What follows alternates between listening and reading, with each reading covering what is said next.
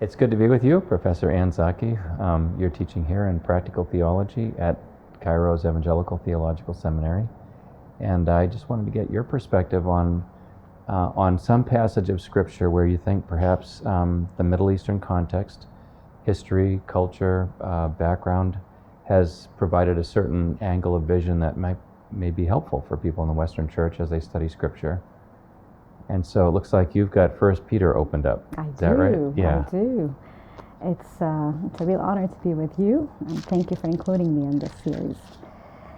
The book of First Peter is, I think, close to the heart of the Egyptian Christian community, because Peter here is addressing a community that looked very much like us. It's a community that suffered for their faith. Mm-hmm. It's a community that had to let go of many comfort zones in order to move to new places where they can worship their new Christ, their new God more freely. Mm-hmm. And having done that, they've done that at a personal cost to themselves. They've done that possibly leaving family behind, possibly leaving a life of security behind. Mm-hmm. And so they were looking for words of comfort. They were looking for a message of hope, that what you have left everything behind for is actually real and worthwhile. And so that's when Peter's message and the letter to his community comes in the area of Asia Minor. And we as Egyptians, I think the Christian community here takes great comfort in reading such letters, because we can connect with this community. Mm-hmm. We don't feel the distance of space and time between mm-hmm. us. So when I read his answer to the suffering community, especially in chapter 3 in verse 15, when he commands them to, in their hearts, set apart Christ as Lord. And then he gives this command: always be prepared to give an answer to everyone who asks you to give the reason for the hope that you have. And we read this verse, and the two things that you really notice here is that Peter has two assumptions. First is that this community already has hope. Mm-hmm. He's not writing to them to say, let me give you hope. He's writing to them with such confidence as a pastor, saying, I know you have hope.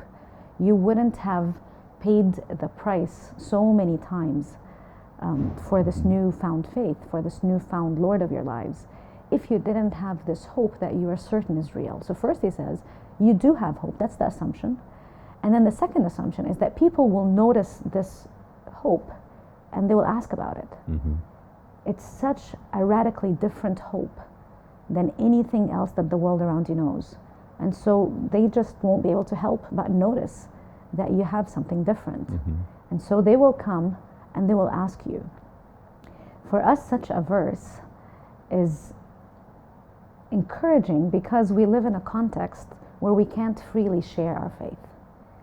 In fact, one could threaten their own lives if they take that risk, because you never know who it is that you're sharing with.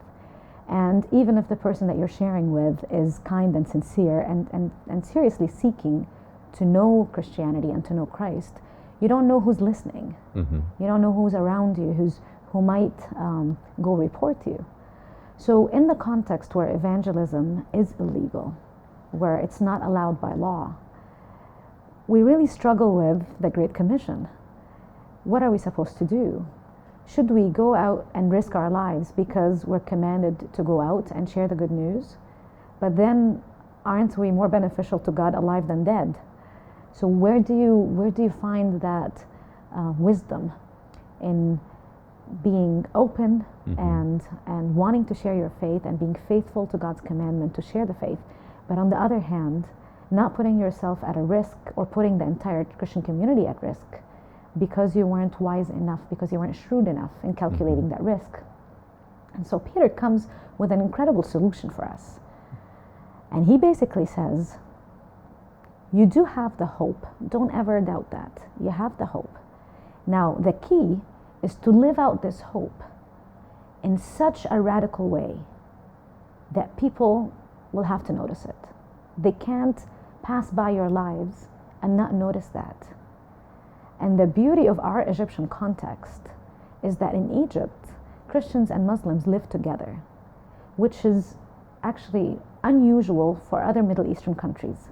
So you've traveled to Palestine and Jordan and possibly if you go to Lebanon or Syria, or if you go to other Gulf countries, you find that there's a segregation even in where they live and where they work. So Christians, they would have the Christian neighborhood or the Christian streets or Christian businesses, or entire village would be either Muslims or Christians or Jews, or so there's a separation.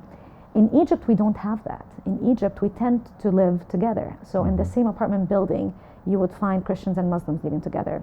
We send our kids to the same schools. We go to the same hospitals. We shop in the same supermarkets. We're all living together. That creates a challenge a lot of the times because there's constant friction. We're in each other's faces all the time. On the other hand, Peter presents it as an opportunity. It's because you're in each other's faces that they'll be able to notice something different on your faces. It's because you're always together. That's your window of opportunity. That's when they'll notice the difference. You could be living differently, but isolated. What good is that? They'll never ask because they don't see. And how will they believe if they don't see and don't hear? And so he comes with, always be ready to give an answer. So the assumption is they will notice, they will ask. Now, what are you going to do? Will you be ready? And I think Christians have an incredible opportunity here because this gap just opened us for us to come in and say, look, every hope in everything will disappoint you. Every hope in every relationship will disappoint you. Every hope in every achievement and degree will disappoint you. Every hope in every role model will one day disappoint you. But there is one person whose hope could never disappoint. And that one person is the sinless one, Jesus Christ. And when that gap opens, Peter says, be ready. Be ready, because you don't know when it will open. None of us could have anticipated the Arab Spring. A gap opened in 18 days in the Egyptian Revolution in 2011. None of us could have anticipated that things will turn so quickly upside down. And there were people there who were ready. And they're the ones, and they're the churches now that are still having an impact 6-7 years later. But there were plenty of people and plenty of churches who were not ready. And as soon as that gap in people's sense of security, in people's sense of safety, in people's sense of hopefulness, as soon as that opened up, there were people ready to articulate, to write, to speak, to preach, to give humanitarian aid, to open up clinics, to evangelize, to print scriptures. People were ready. And I think it's that readiness that has led to the stability of Egypt since the Arab Spring, even though every country around us is burning up. And so I see Peter, when he says be ready, it's because he knew the bitter taste of not being ready when asked a question, but he also knew the sweet taste of being ready when asked a question. And I think he wanted that for his congregation. He wanted that for his pastorate. Be ready, because when you're ready at the right time to answer the right question with the right hope, with the right Lord that you've set apart in your heart, the impact is unimaginable. Yeah.